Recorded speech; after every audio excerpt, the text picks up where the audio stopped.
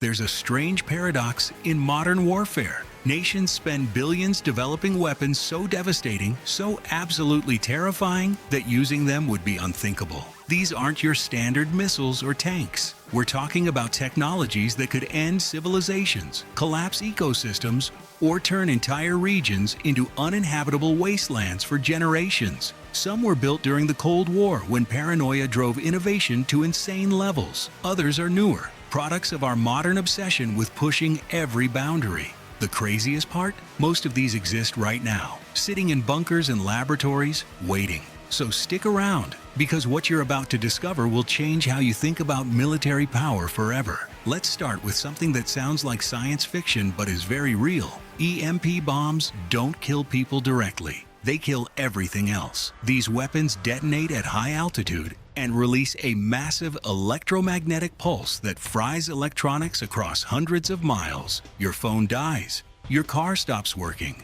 Power grids collapse. Hospitals go dark. Water treatment plants shut down. The technology emerged from nuclear testing in the 1960s, when scientists noticed that high-altitude detonations created massive electromagnetic interference. The Soviet Union's Test 184 in 1962 destroyed electrical equipment 900 miles away in Kazakhstan. Street lights exploded. Power lines caught fire. That was accidental. Modern EMP weapons are designed specifically for this purpose. Here's why nobody uses them. Detonating an EMP over enemy territory doesn't just cripple military systems, it destroys civilian infrastructure completely. We're talking about sending entire nations back to the 1800s instantly. No communications, no refrigeration, no way to pump water or deliver medicine. Within weeks, you'd see mass casualties not from the weapon itself, but from the total collapse of modern society. The economic damage would ripple globally. Stock markets would crash. Supply chains would disintegrate. Military strategists realized that EMPs are too indiscriminate. You can't use one without triggering humanitarian catastrophe on a scale that would make you an international pariah. So these weapons exist, tested and ready. But crossing that line means accepting consequences no government wants to face. Now we move to something even more unsettling. Forget explosives. What if you could drop telephone pole-sized tungsten rods from space and let gravity do the work? That's kinetic bombardment, and the physics are terrifying. These rods would sit in orbital platforms, waiting. When released, they'd accelerate to over 36,000 feet per second as they plummet toward Earth. At that speed, a single tungsten rod carries the explosive force of a small tactical nuke, but without radiation or fallout. The impact would be devastating. Bunkers buried hundreds of feet underground would crumble. The shockwave would level everything for blocks. The United States explored this concept seriously during the Cold War under Project Thor. The beauty of kinetic bombardment is its simplicity. No warheads to maintain, no fuel to worry about, just pure kinetic energy, doing what physics demands. You could strike anywhere on Earth within minutes, and there's virtually no defense against a rod screaming down from orbit at hypersonic speeds. But here's the problem. Deploying weapons platforms in space violates the Outer Space Treaty of 1967.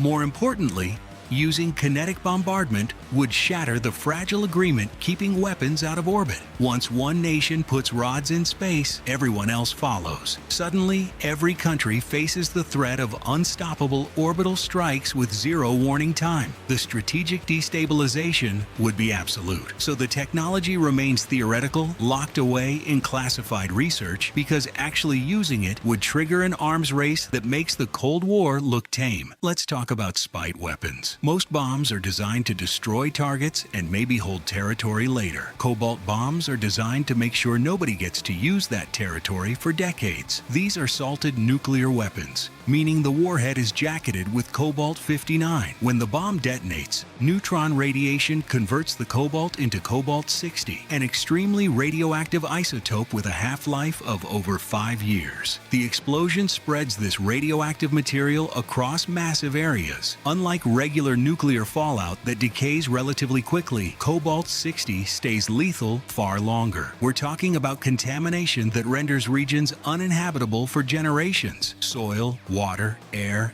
everything becomes toxic. There's no cleanup, no decontamination that makes economic sense. Physicist Leo Szilard proposed the concept in 1950, and the Soviets allegedly tested smaller versions during the Cold War. A large cobalt bomb could contaminate entire countries, killing millions through radiation poisoning over months and years. The targeted nation wouldn't just lose a battle, it would lose its future. Nobody has openly deployed cobalt bombs for one simple reason: using them guarantees your own destruction through international retaliation. You can't contaminate enemy territory without provoking every other nuclear power to respond in kind. And if cobalt bombs become normalized, then mutually assured destruction takes on a whole new meaning. You're not just threatening to destroy your enemy, you're threatening to poison the planet, so they remain a theoretical nightmare.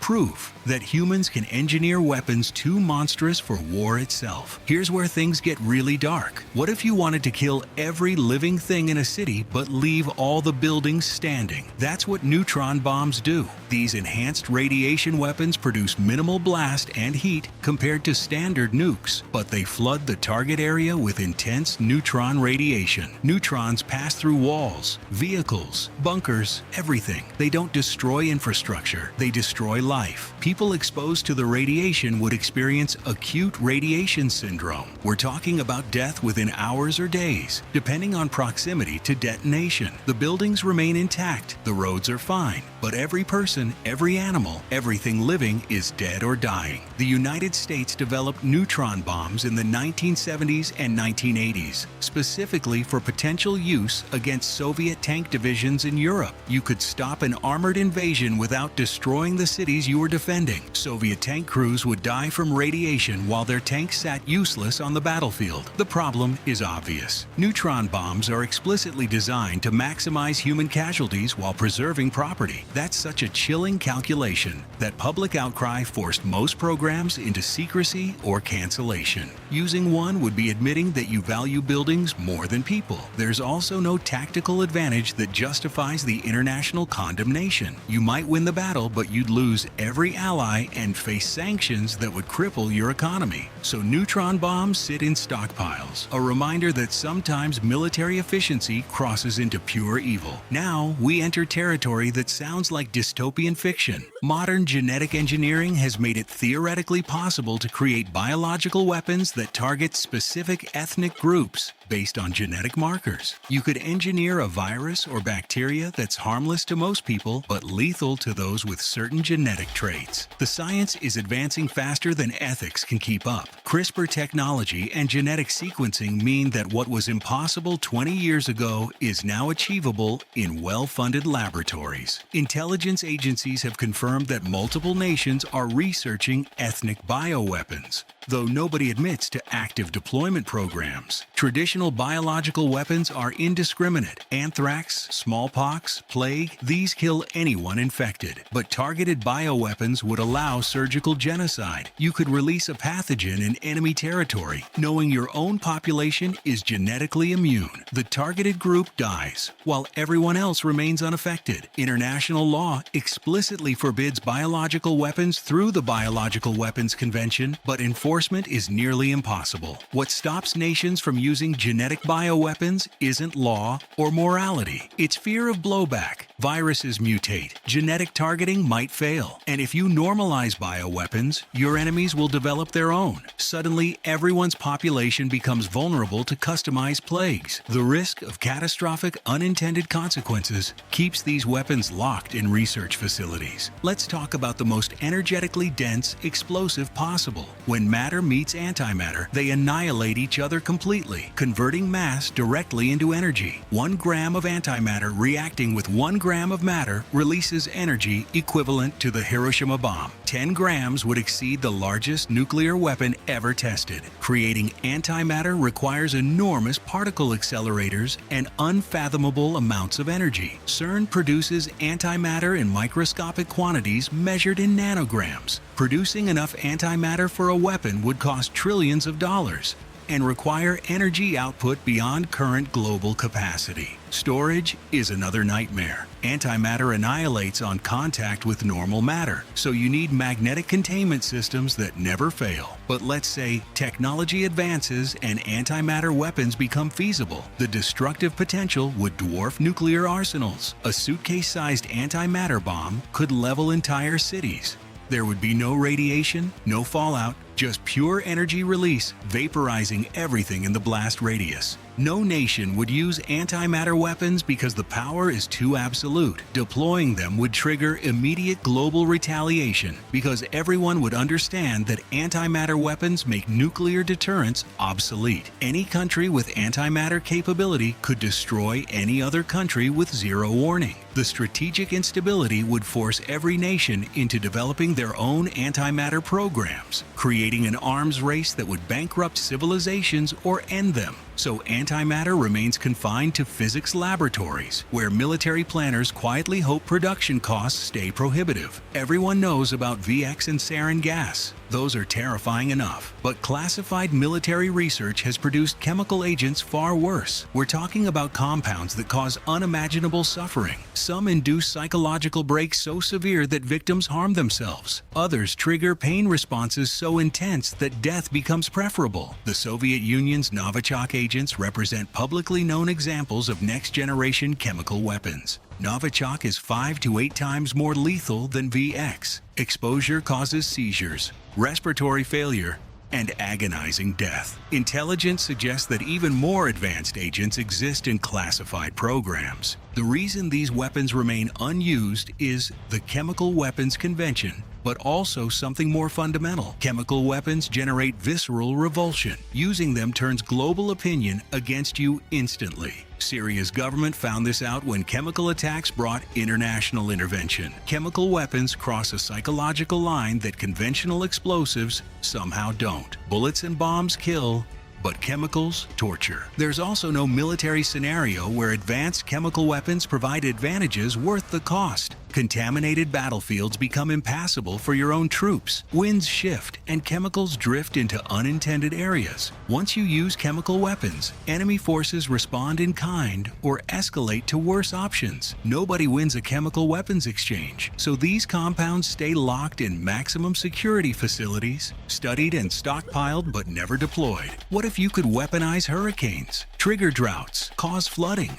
Weather modification technology has progressed far beyond cloud seeding. Military research into environmental warfare explored techniques for manipulating weather systems to cripple enemy nations. During the Vietnam War, the United States conducted Operation Popeye, using cloud seeding to extend monsoon seasons and disrupt North Vietnamese supply routes. Rainfall increased by 30% in targeted areas, turning roads into impassable mud. The operation remained classified for years because weaponizing weather felt wrong, even by war standards. Modern weather modification could theoretically do far worse. You could intensify storms into catastrophic events, redirect rainfall to cause crop failures and famines. The technology involves ionospheric heating and atmospheric chemical dispersion. The Environmental Modification Convention of 1976 banned hostile weather manipulation, but verification is nearly impossible. How do you prove a drought or hurricane was artificially created versus natural?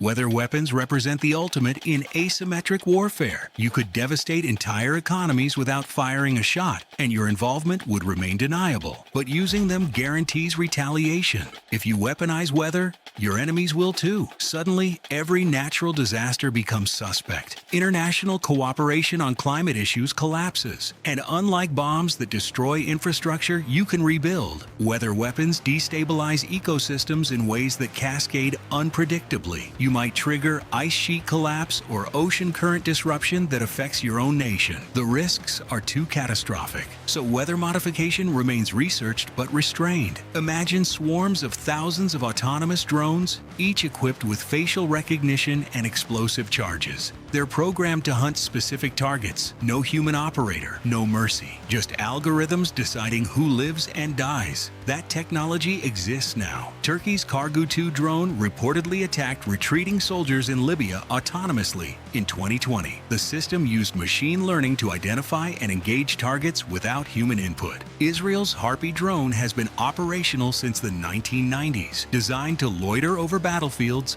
and autonomously attack radar installations. Advanced AI weapons could coordinate attacks across multiple domains simultaneously. Aerial drones, ground robots, underwater vehicles, all communicating and adapting tactics in real time. They'd be faster, more precise, and more ruthless than human soldiers. You could saturate enemy defenses with thousands of cheap autonomous units. The danger isn't just military. Once AI weapons proliferate, terrorists and rogue states gain access to assassination tools. A fleet of micro-drones could hunt down specific individuals anywhere in the world. There's no defense except developing your own AI weapons, which accelerates the arms race. Major nations haven't deployed truly autonomous, lethal AI systems at scale because crossing that threshold changes warfare fundamentally. Human judgment disappears from kill decisions. Algorithms determine life and death based on programming that might contain biases or vulnerabilities to hacking. If AI weapons become normalized, there's no going back. Every conflict becomes a race to develop superior algorithms. Military leaders understand this creates instability so severe that even autocratic regimes hesitate. We've reached the absolute pinnacle of human destructive capacity. Regular Cobalt bombs contaminate regions. Doomsday Devices contaminate the entire planet. These hypothetical weapons would use massive amounts of cobalt and other radioactive materials triggered by dead man switches. If your nation is destroyed, the device automatically detonates, spreading enough radiation to make Earth uninhabitable for all complex life. The Soviet Union allegedly developed a system called Dead Hand that still operates today. If sensors detect nuclear detonation on Russian soil and communication with leadership is lost, the system automatically launches retaliatory strikes. A true doomsday weapon would go further, designed specifically to end human civilization. Physicist Leo Szilard calculated that a sufficiently large salted bomb could produce enough Cobalt-60 to kill everything on Earth's surface. The fallout would circle the globe multiple times. Nowhere would be safe. Underground bunkers might extend survival by months.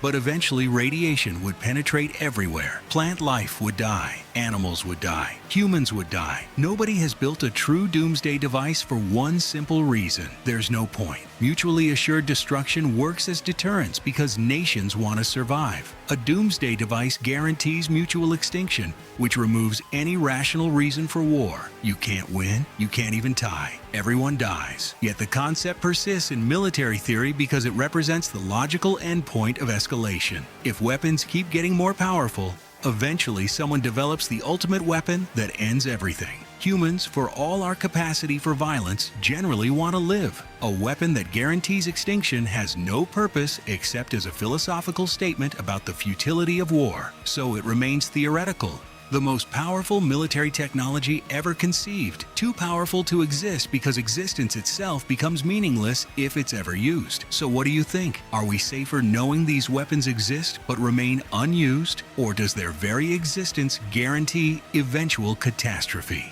Drop your thoughts in the comments below. If this opened your eyes to how close we've come to engineering our own extinction, hit that like button and subscribe for more content that explores the darkest corners of military technology. Until next time, stay curious.